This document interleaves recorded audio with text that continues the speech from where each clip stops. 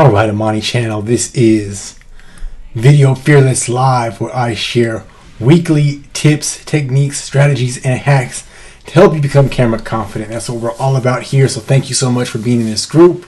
Go ahead and check in if you're watching this on the live stream. I'm trying to get my, let me see if I can make sure I see the comments here. There we go. Well, I don't know if that's it. Okay, so yeah, go ahead and check in. I see we got a few folks watching, so that's awesome. So this is what I started. So this week we're going to talk all about confidence hacks or video hacks for Facebook Live. So we're going to get into that in just a second. But first, you know, I'm trying to show more of my personality because I've been told that I'm like kind of dry. So let me go ahead and, so I'm going to set this up a little bit. So way back in 2006, I started a YouTube channel called My Urban Report. And it came from my experiences in the media. And I had just moved to Atlanta from Tampa, where I was working as a news reporter. And YouTube was new, and blogging and vlogging was kind of new. And so this is one of the first videos that I ever published. And it's very relevant even to this day. So let me play it for you now. Let me see if I can do this for you here.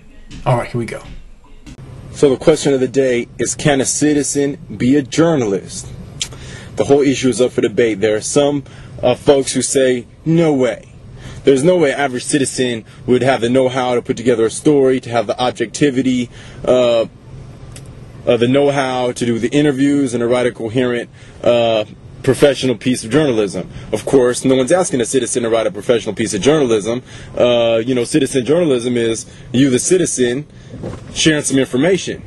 Now we're talking about video. There's also the issue of the technical know-how of the shooting, the editing, and putting together a story coherently, beginning, middle, end, with video that you know, doesn't suck. Now, can a citizen be a journalist? I say yes. Can a citizen be a good journalist? That will probably take a lot of time and practice, patience, persistence, but I think it can be done. That is the big question.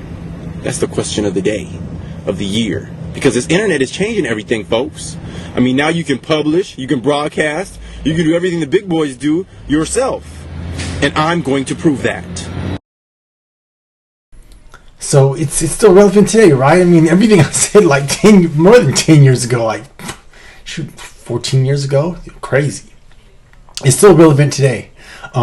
So anyways, but now we're talking about back then there was no live stream really on the internet, but now we can go live. All right, so I'm going to talk about, I'm going to answer all your questions as well. And the reason why I wanted to do this is one of our new community members, she stated that one of her big challenges was going live, sharing information live. She said that she's good at listening and responding back when people are talking to her, but talking to a camera when there's really no conversation is kind of challenging.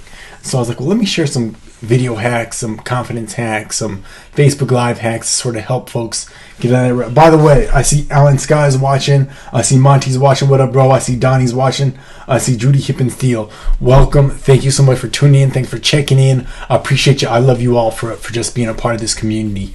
Let me also lose my recorded because this is now live. All right. So let me get into my slides here. So we're talking all about Facebook, going live on Facebook, right? Some hacks. All right, so first of all, is anything holding you back from going live? Do you have any challenges? What do you need to go live? Are you wondering what I need to go live? What kind of equipment you need to go live, or what should you be using? Leave a comment in the comments. Hey Judy, I see you saying hello. Leave a comment and I will of course try to answer it, and I will also answer all your questions at the end of this short little presentation. I'm trying not to go longer than 20 minutes to keep everybody's attention. All right, so what are the challenges with going live on Facebook? First of all, you know, the challenge is that there's no do-overs. You got to do it in one take. It's very stressful to perform live, to talk live to a camera, to share your information. I mean, there's all sorts of fears that are around it. Like, will you say something stupid? Will something happen? Will the tech work? Just now, someone walked into my home office, either my wife or my son. Like, there's all kind of stuff that can go on. There's people that we're chatting you have to interact with. So it can be very, very nerve-wracking to go live. All right, so hopefully by the end of this, me sharing these 3 hacks, it will help alleviate a lot of those concerns and worries. So these are my goals. I'm going to share 3 hacks to help you go live on Facebook right now. So hopefully by the end of this, you'll be able to, okay, yeah, I can sort of figure it out. I can work through this, and I can at least practice and get comfortable enough to do so. And what do I know about going live? Well, of course, as you all may or may not know, I think most of you probably know this, is that I used to be a news reporter, and back in like the picture on the left, that was during my struggling time where I think my mind went blank, like the anchor just tossed it to me, and this would happen all the time. Like as soon as the anchor would toss, Amani, I would forget everything I was about to say, and I used to write everything down verbatim. I tried to memorize my lines. I tried to speed through my lines so I wouldn't forget it. Like I tried everything to really to get comfortable, but going live was really my biggest challenge. So I totally understand the struggle. I understand the fears and the frustration and just the challenges with going live. But by the time I was done at Fox 13 in Tampa, right, going live was no big deal. And basically, I developed some. It was just doing the reps, right? It's just, a lot of video making is just getting your reps in, and the more you do it, the more comfortable you become. But I had a mentor who actually helped me out along my process, especially during my challenge days. But by the end of my time in Tampa, I basically figured it out. I was able to go live, and I'm going live now. So that is what it is. All right, but what I developed out of my experience was I developed a confidence video formula that allows people to figure it out, right? You can go live, you can make videos for YouTube, you can pretty much do anything by using the framework that I created. All right, so the hack number 1 is write down a rundown and talking points, or use slides like I'm doing right now. All right, so what do I mean by a rundown and talking points? Well, I sort of share an example. So this is like a fictional show. So you do your show intro, you could tell a story, your banner. So in my case, I showed a quick video, then you get into your first talking point, your second talking point, your third talking point, outro, or call to action. That's really a brief example of a rundown, but you can write this information down on a piece of paper and refer to it as you're going through your information. Or you can use slides, and with slides it's even easier because that's going to minimize your time talking actually to the camera. Your face time will be limited. Like right now, I could turn my camera back on, but of course I'm sharing my slides, so I'm not having to talk on camera necessarily. I can just reference my slides, and that makes it a lot more simpler. Though if I wanted to ramble off all this information, I probably could just write it down and I'd be able to do it as well. All right, so this is hack. Now, does that make sense? Does that make sense, folks? Let me know if that makes sense. All right, this is hack number 2. I'm so thorough. I'm so accurate here. All right, hack number 2 is to practice to an audience of none. All right, so you may not know this, but on Facebook, it allows you to control or throttle who can actually see your live streams. And so I took a screen capture of it here. So if you look to your right, it says there's there's on the menu before you go live, you can decide who can. I think you click on. Let me see this really quickly here. I'm trying to. Okay, there we go.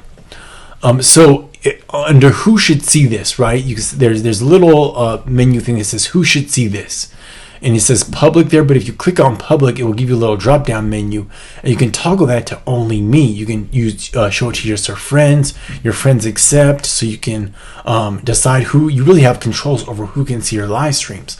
So if you really just want to practice, your talking points, and I suggest you practice using only me, because then your content will only be viewed, or only you will be able to access your content or see your video.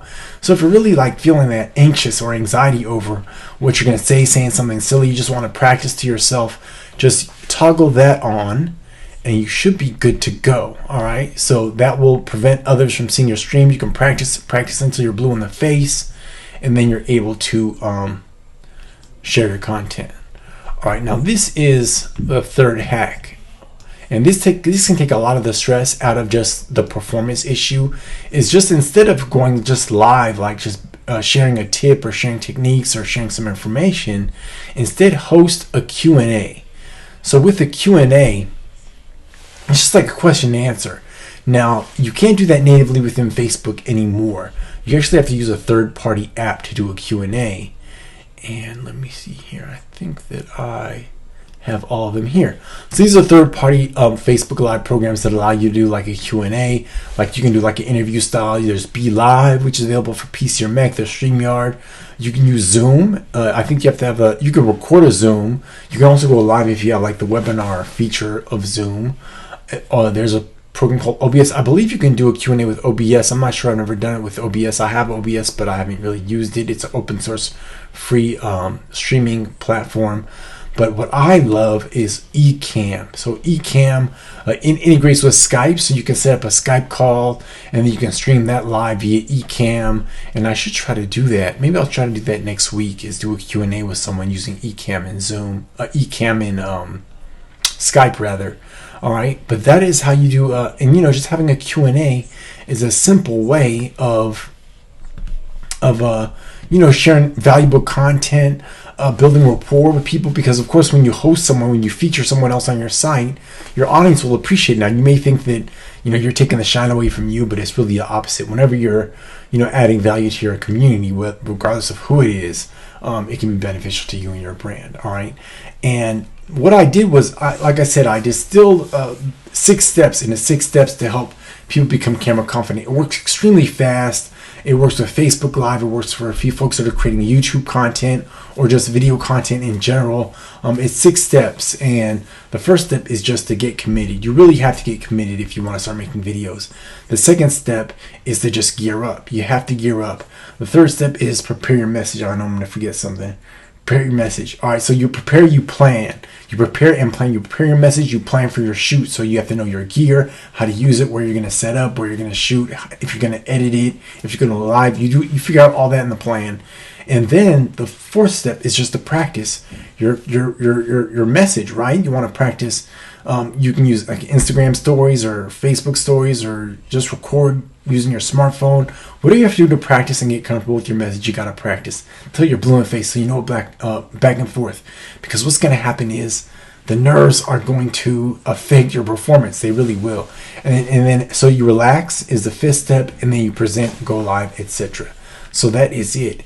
Now, I know this my system works because one of my students, Misty Harris, was technologically challenged as well as very fearful of making videos, and that's one of her Facebook Lives where she said, I actually look forward to doing a live video.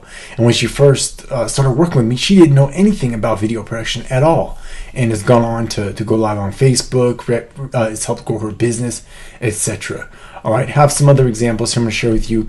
So May Urbana is another one of my students, and before I even started working with her, I did a quick session. She wanted to go live on Facebook. She was fearful. I mean, she was afraid to go live on Facebook, and I kind of coached her through it. And by the end of her first Facebook Live ever, she actually... Oh, so I got some comments here. Let me check my comments too. What's up, Janet? What's up? So failing to plan. You got to plan. Yeah, planning is really important there.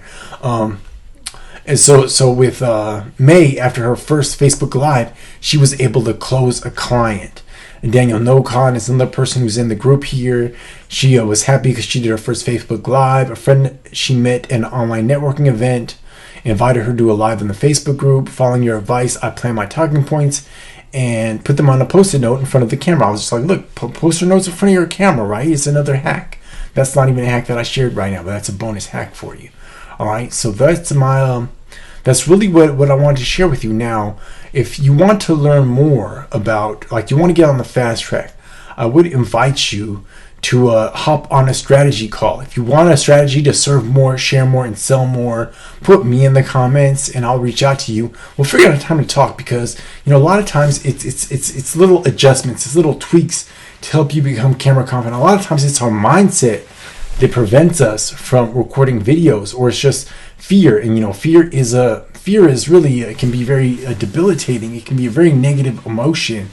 Fear is really false evidence appearing real. Like, a lot of the fears we have worked up in our mind are actually there's something called negative self-bias, where we predict that negative things are going to be the outcome in our minds, even though it might not be the case because you're living in the future, but you're living in a fearful future, and that can really hold you back. And I want you to, video is so important and so powerful in terms of branding, in terms of sales, in terms of business building, in terms of just rapport. There's nothing like being able to see a person, interact with them even live in this kind of form, right? Because they say that, I'm looking at the wrong camera here.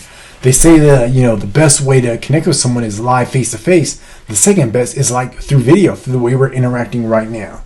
All right, so Janet says me. Anyone else want a strategy to get their video confidence underway? Just hit me in the comments. That's awesome. Yeah, and I'm gonna plan to do these on Tuesdays instead of Wednesdays. I'm trying to, of course I'm gonna go live once every week, but I'm also gonna mix in like a night where we do Q&A sessions. But it's really whatever's helpful for you guys. So if you'd like to I think Tuesday is gonna be the night, but something always comes up. Like there's something that always comes up. So maybe I'll say Tuesday or Wednesday. And the reason why I did Tuesday this week is because there's a Toastmaster. I'm getting involved in Toastmasters. so I went to a networking event, and there was a person who was like, yeah, we have a Toastmasters, it's not far from you, so I'm going to Toastmasters tomorrow. So maybe I'll learn some other techniques to help you be a better presenter. But Toastmasters is all about live presenting, and there's some nuances about presenting on camera that can, they're a little bit different. There's not an audience, you sort of have to imagine the audience. There's just some nuances with making videos. So yeah, that's what I want to share with you this evening. This is Amani Channel. I'm also going to post this to YouTube. So if you're watching this on YouTube and you find this content valuable, please subscribe, hit the bell notification, like this video, and leave a comment if this was really helpful. I want to thank you all for watching this evening. If these hacks were helpful, leave a comment in the comments if these hacks were helpful for you. If you got some value out of this content, I'd love to hear from you. I just want to help you get video fearless. Make some videos, share some content, share your passions, connect with folks, share more, serve more, and sell more. That's what we want to do at the end of the day, all right? So I'll talk to you guys soon. If you have any questions in the meantime, leave them in the comments, leave them in the group. I'm also going to post a link to Ecamm for all you Mac users because it really is awesome software. It's what I use like 9 times out of 10 to go live from my laptop, all right? So, from my desktop computer. All right, so I'll talk to you guys soon. Peace.